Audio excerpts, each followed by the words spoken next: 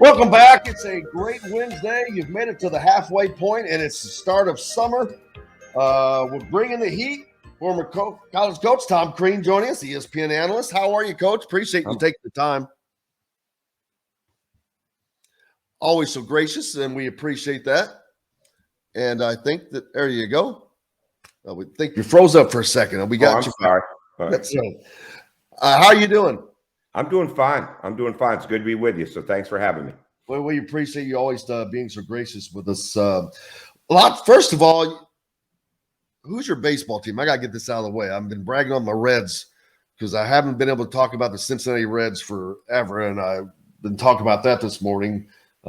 Someone asked, "Is Coach Crean a Reds fan?" I'm like, I doubt it, but who's your baseball team?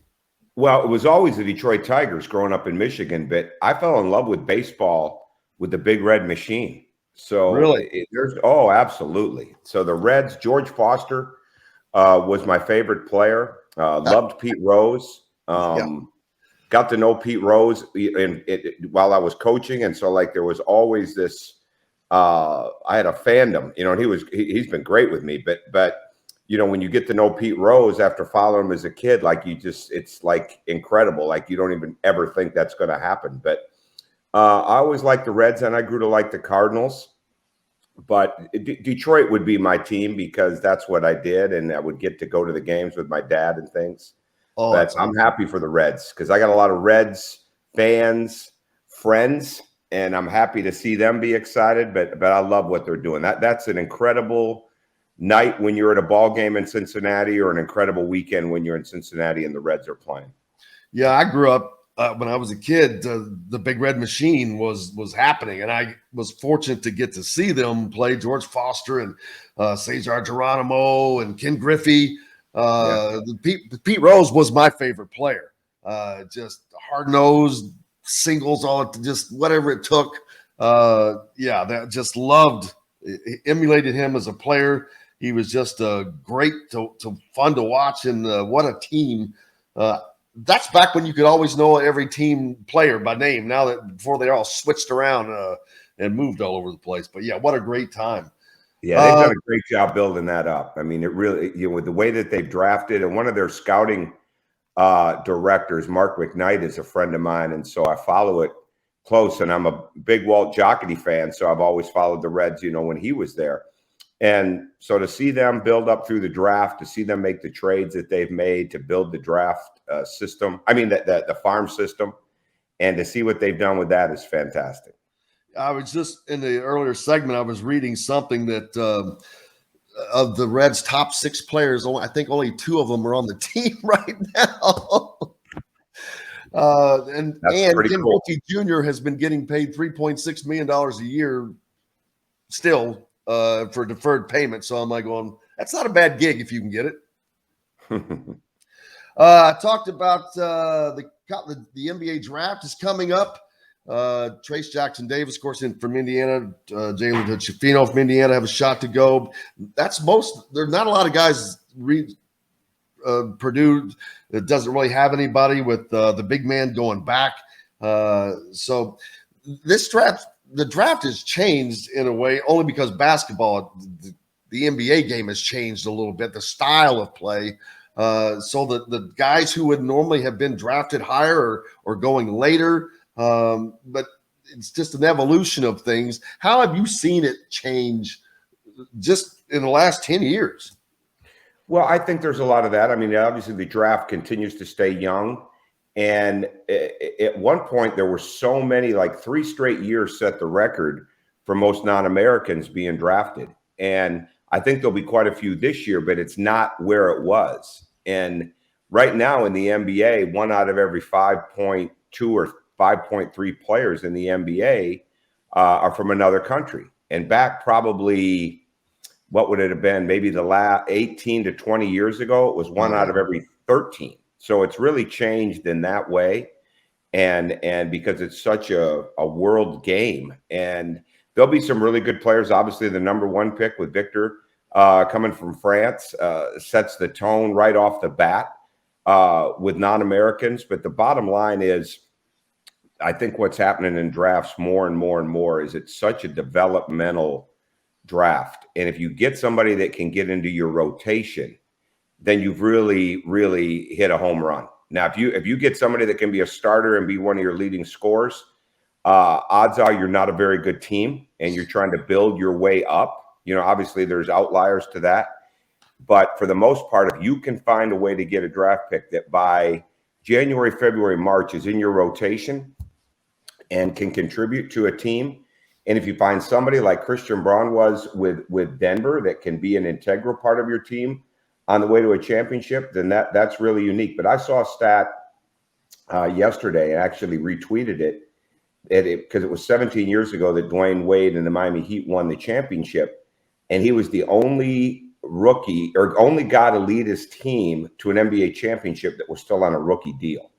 So I think that says a lot about where it's at. But I think there'll be some really good developmental picks. When you look back at the draft 3 years from now, you're going to see guys that really, really were maybe picked too late or not valued high enough, but they're going to end up having really good careers. I think it's a great draft for 18 to 40 this year. I think there's going to be a lot of good players come out of that. They're going to end up being contributing members to their team.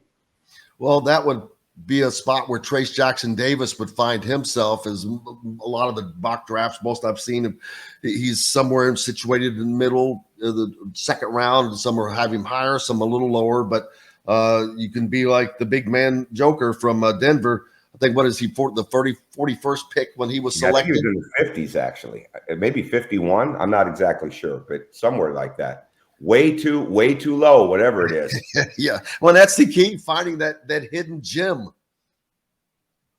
Oh, there's no doubt. There's no doubt. And I think the second round will have that. I think now that you can have 3 two-ways on your team, I think that's what's increased with people believing that even if they don't get drafted, they're going to make an NBA roster. And that's probably being as scouted right now as much as anything in draft rooms. And in well, they're not in the draft room yet. They will be tomorrow. But as far as in the offices, like who could we get? Who could we trade up for in the second round? Or who could we get to sign to a two-way that doesn't get drafted, that's going to have maybe as good a shot is getting on our club this year as a late first round pick or a second rounder. And you know a lot about what it takes because you put a ton of guys into professional basketball. For the guys from Indiana, there's still 4. I think you still have former IU players that are in the league right now, at least, if not more.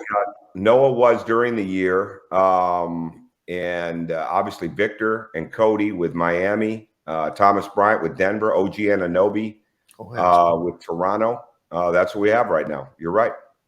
And OG still, I just always, and I hope I'm correct when I repeat this, I remember that you had gone out to scout Juwan Morgan, I think, out in Missouri someplace, and you saw OG and said, "Who's this dude?" And he wasn't on the roster or something. Well, no, that was actually at a camp. Juwan was separate because he was in the EYBL, which was Nike centered, and OG Anunoby was in the Under Armour tournament. So we went to Atlanta and bought our packets. I think for 3 coaches to be there, it cost us $750 to be there. And watching this guy with floppy hair and a headband guard the ball and spread out, and he wasn't in the book, and he was playing for Team Fad, a team out of Memphis. And just was enthralled watching him play. I was there to see somebody else play. But as the game went on, and then as the next game went on, it was just totally about watching OG. And then once we got his name out of the scorebook and get back home, dive into the film. So I always tell people, like, it's your film is really, really important because we became intrigued by OG watching him play, but I offered him a scholarship based off of his film. And a lot of it was because of the way the film was set up. It wasn't set up as just some highlight tape. It was more or less set up as a teaching tape. So you saw all the different ways that he scored. You saw his offense. You saw that he could move without the ball, that he could drive the ball, that he could shoot it. You saw some of the defense on the film. You didn't have any idea.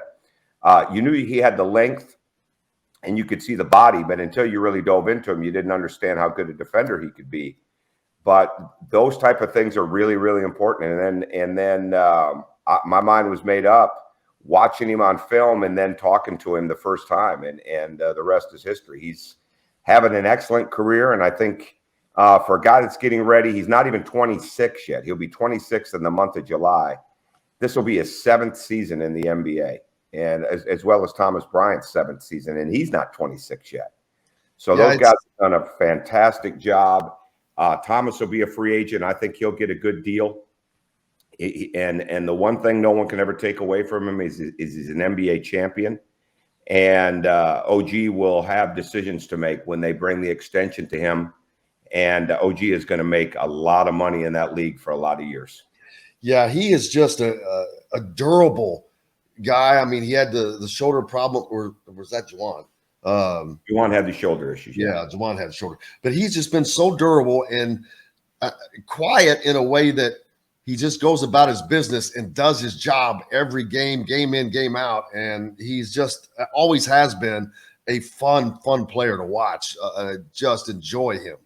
Well, the way the money's going, I mean, he's going to be, I don't know if he'll get to max, but he'll be really close if he's not max. And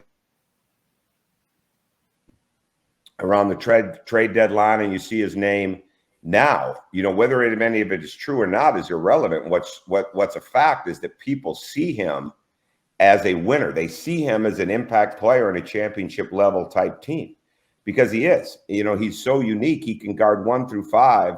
He's one of the best defenders in the NBA. At some point in time, somebody's going to see that they need to vote for him on the first team. And I thought I had 2 guys last year in OG Anunoby and then Nick Claxton, who plays for Brooklyn, that were worthy of way more credit defensively. And Anthony Edwards at Minnesota is a guy that's capable of moving up that ladder too defensively. But OG can guard everybody. He doesn't need the ball to be effective. He can shoot the ball. He can cut. He can rebound. He's extremely smart. But the bottom line is, whatever you need done defensively, he can do. And I think that's what makes him such a key part of anything that comes up where anybody is looking at an opportunity to even remotely see if they could get him. That's why they're doing it. And Toronto would be really, really smart to make sure that if they keep him, that he's a building block moving forward with this new coaching staff, that he gets even more of a role on that team. Kenneth asks a good question. Victor came in as a 3-star, and obviously you just told the story of OG. At what point did you know that they were much better, going to be much better than Victor was a 3-star? I mean, he comes to you as a 3-star and leaves as the number 2 pick in the NBA draft. That's a gigantic jump. Victor. Well, I think his work ethic. See, I always felt when we were recruiting him that he would be a pro. I really did. I mean, really, we wouldn't have signed him. And I thought that there was enormous opportunity with what I thought he could do, what we could get him to do, what we could help him and teach him to do, with that attitude, with that energy, with that athleticism, with that spirit that he had. I thought that could happen. But I guess there's always moments. I would say the year that we played, and he was just relentless on the offensive glass. We lost 2 games in Las Vegas, but his freshman year or sophomore year, I guess it was. But he was relentless on the glass, just relentless. So I guess that would have been his freshman year. And he got some offensive rebounds late, and I said, this guy's got a different level of energy. The biggest thing to me, where the turning point game was after Verdell Jones III got hurt at Michigan, and we went up to Purdue the night before the Super Bowl was held in Indianapolis. And we went in and we beat Purdue, and we beat them soundly. And we put him on the ball in the middle of the floor, which he had been doing at certain times in games. He'd been doing it quite a bit in practice, but he had not been the primary pick and roll ball handling guard in games. And that sophomore year against Purdue, and I think he had 24 points, 26 points, some number like that. He was phenomenal. And I think from that point on, it was more, okay, like, how do we continue to enhance this? But certainly the next year, when his jumps from 3-point shooting increased so much, he went from shooting 14% from 3 as a sophomore in the Big Ten to 47% from 3 in the Big Ten as a junior. I think those type of games and that type of production made us believe that he was going to be probably a top 5 pick. And the top 2 was certainly significant based on what he did. And he would have even had chances to go number 1. And I'm sure Cleveland back would have liked to have that pick back, that they made with Anthony Bennett if they would have had it to do over again. And Victor would have been a guy sitting there with that chance. But those are the kind of things that really showed us that Victor had that. I think for us with OG, when we went to Michigan his freshman year, and he came off the bench, and we started to switch, and he started to guard Zach Irvin at the top of the key, and Zach really couldn't get around him. And everything that we were doing with him in the game defensively was igniting our team, and we went on an incredible run at the end of the first half after being down early in the first half, which led us to a great victory that game at Michigan.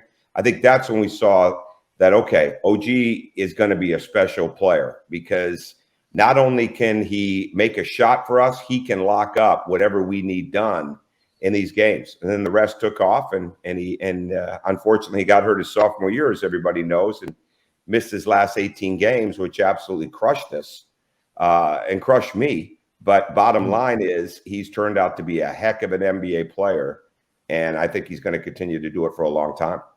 Yeah, I don't want to skip. Kevin Brockway, our good friend of the show, was with us yesterday. Commented he thought your comments are good. Another good friend of ours, Bob Kravitz, were very well stated. Bob, a good friend of ours, back on this week later in the week. But yeah, I didn't see that. But looking forward to having Bob back with us. Yeah, that was a shame. Bob is a talented guy, and as I said, I was reading him long before I ever got to Indiana, because he was an Indianapolis writer, but he was a national guy. Like people that followed sports learned something when they read Bob. And if he decides to retire, good for him. But if he decides to keep writing or do something in broadcasting where he's talking sports, then it's good for us. And I hope he does whatever he wants to do, because he is a talented guy. I agree, and I told him those very things. As we continue going, the NBA Finals just wrapped up. We talked about a minute ago. What was it like having 3 guys playing for a championship, playing for that lifelong ring that no one can take away from you? Somebody was going to win it. It ended up being Thomas Bryant and the Nuggets, but that's got to be awesome just for those guys to have those opportunities. Absolutely. I mean, that's the one thing. No matter what you've done financially, no matter what you do stats-wise, no matter how many games you're a part of that are exciting and that you win in a row and all those type of things, if you're playing for an NBA championship and then you win one, like Thomas did, like OG did, even though he was hurt, like Dwayne Wade did 3 times in our time at Marquette, those things are incredible. And because nothing will ever be taken away from them in that way. They'll have that ring. And Thomas Bryant was doing a fantastic job this year in LA. I mean, he was playing very, very well. In good, bad, or indifferent, the push to leave there may not have worked out statistically and minutes-wise for him in Denver. But the fact that he's got a ring and the fact that he's proven what he can do in the NBA is going to lead him to really good things. And for Cody and Victor to have that opportunity, and certainly Victor got hurt early in that run, which was just heartbreaking. But to see Cody be a part of that and know all the time that Cody has put into this game and know what he's overcome with injuries, and to be in that type of environment, to see that was awesome. And it goes to show that not only do you feel the benefits of coaching guys like that when you're with them, but it's really, really hard to play and win a championship if you don't have good people on your team. And those guys have all shown what we already all knew. They are really good people, and they were able to impact their teams. Coming up, the draft tomorrow night. Mentioned Trace Jackson Davis and Jalen Hood-Schifino, former Indiana players that are in the draft, expected to be taken. Watching college basketball this year, Jalen Hood-Schifino, I talk about him. He's a guy that's been training to be a pro his whole life, and from his diet, from everything he does at Montverde Academy. He's just being around him. You could just tell he was training to his mind to be a professional. And I don't know if people understand that it is a complete and total mindset all the time. The amount of work that they have to put into it, including your diet, your workout, all of that stuff. But Jalen is just one of those guys that looks like he's going to be successful in what he does. But from a coaching standpoint, what do you see? Well, I think you hit it exactly right. And I don't know Jalen Hood-Schifino personally, but I've watched him for a long time. I think you're exactly right. He's been training, and he's a part. You see the workouts and the individual workouts and things like that come out in his game. I think what's going to be huge is his ability to make decisions moving forward in traffic and being stronger with the ball, better decision making with his passing, stronger passes, reading all those situations. Certainly, he's got to build consistency into his shot. I don't think there's any question about that. I think he can be a much better defender. But I think it's going to be really, really important that he build that driving game. And he's an outstanding dribbler and he plays with pace. But I think it's going to be really, really important where he goes that he can play with even more speed by getting the ball out in front of him and changing direction even more and extending his legs and the dribble and playing faster like that. And I think that he's really a guy that is just going to continue to grow as a player. And I think it's going to be really important, whatever team he goes to, that they build those habits.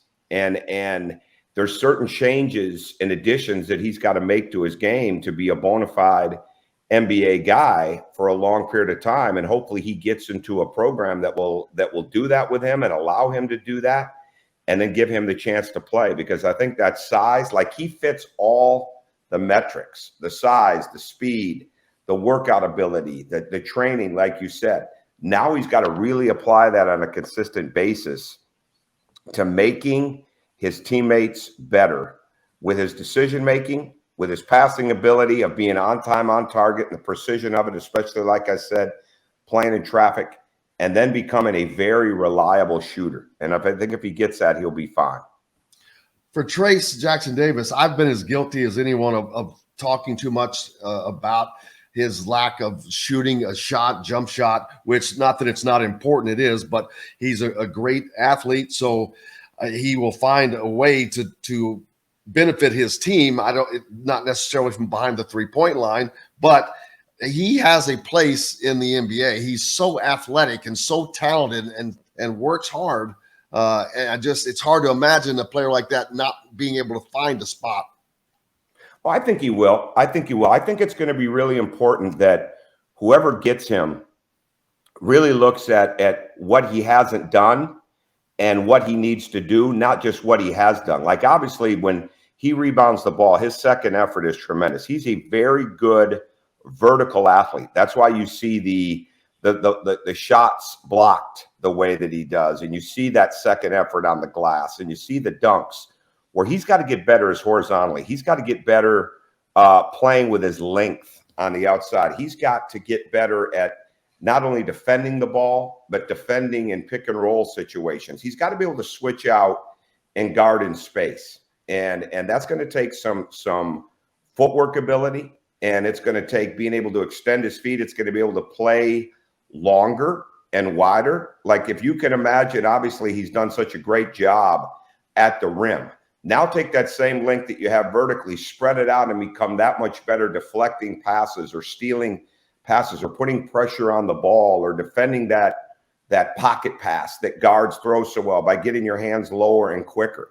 And if I had him this summer in an NBA place, I would be making him or having him, like we did with our bigs all the time back at Indiana, Marquette, and even Nick Claxton at Georgia. Have them guard guards all summer long, where they just get so used to having to guard speed and quickness. Because for him, he brought the ball up the floor, this year. But what he's got to do, he's got to be able to guard the ball up high. He's got to be able to make plays out of the elbow to be an NBA player with his passing.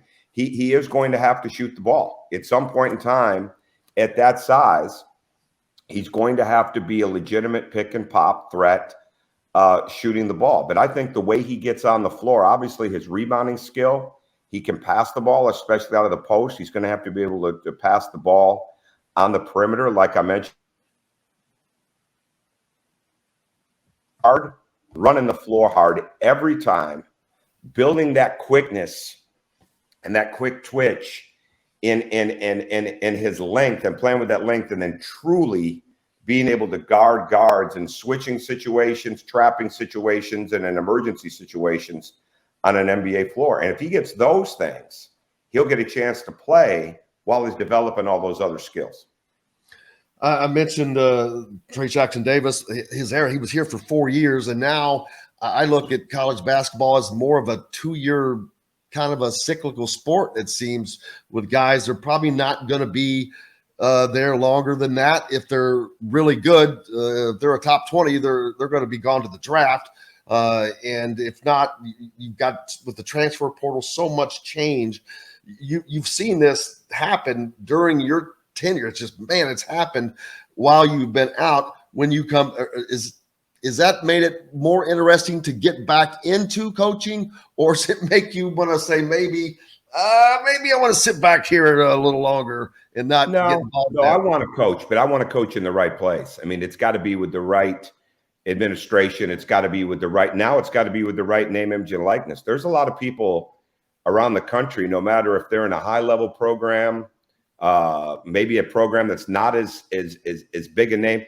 If you've got the right NIL money and you got the right corporations and companies behind you, you know, like Indiana with the collectives, but they also have Cook behind them. All right. And when you have that, like, you can do a lot of things, and not everybody's going to have the same amount of money. The powerful companies, the powerful multimillionaires are certainly the billionaires that can get behind your program. That's what you see around the country right now. That's why there's so much more parity in recruiting. Okay. But the thing I miss the most is the development, because the more I watch basketball and the more I study it and the more I prepare for what I do with ESPN, the more I see development going down. And Jim, what's crazy to me is as the portal and as the NIL and as the money and all those things drive up, the development of players and their skills and their weaknesses, and that being the focus from the players and a lot of times from the coaches, is going down. And that's what I see. And when I'm on television, I get paid to say what I see, not what somebody tells me to see. And that's what I see when I watch the film. And I think you mentioned the top 20. I think more and more people are going to leave it for the NBA if they think they can be in the top 35 to 40.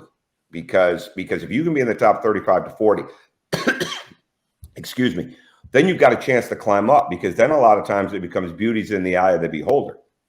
And now you'll have even more as people start to realize, like, this third two-way contract pays well. But if people don't start to get really, really serious about making their players better, like I loved this time of year, like this week right now, I miss this. Like, we'd be having camp, right? And then you're on the phone with NBA teams about your players, and you can't do anything for the draft except be on the phone. And then the draft becomes Thursday night, but you're in the camp working and watching your coaches. And then most importantly, I would never miss a workout with my team. I wasn't leaving the workouts to the assistants or to the GAs when we had our time. I'm going to be with the team, right? I'm going to be, because that's what they're coming for. All right. They're not coming for you to go play golf. They're coming for you to be in there to make them better. And to me, that's what's so important. And I miss that part of it. And that's the part that I miss that as much as I miss anything else, because when you get in this, you get in it for players, you get in it for kids. Certainly it pays really well. And there's a lot of notoriety that comes with it, but that's not why you get in. You get in to make players better so that they can learn the things that will take for your program to win. And it's a 365-day-a-year job, whether you want it to be or not. That's what it is. And you've got to be consumed, and you've got to be committed, and you've got to be absolutely concerned with how do you make everybody in your program, coaches and players, coaches meaning entire staff and players, better every day. Because a lot of times they have no idea what that is. And now we're where this sits. I mean, my name, image, and likeness first year of it was at Georgia, and we had two guys make $1,600 and 1,000 of that 1,600 for two guys came from Crystal, the hamburger place, right? We had 6 other guys make $600.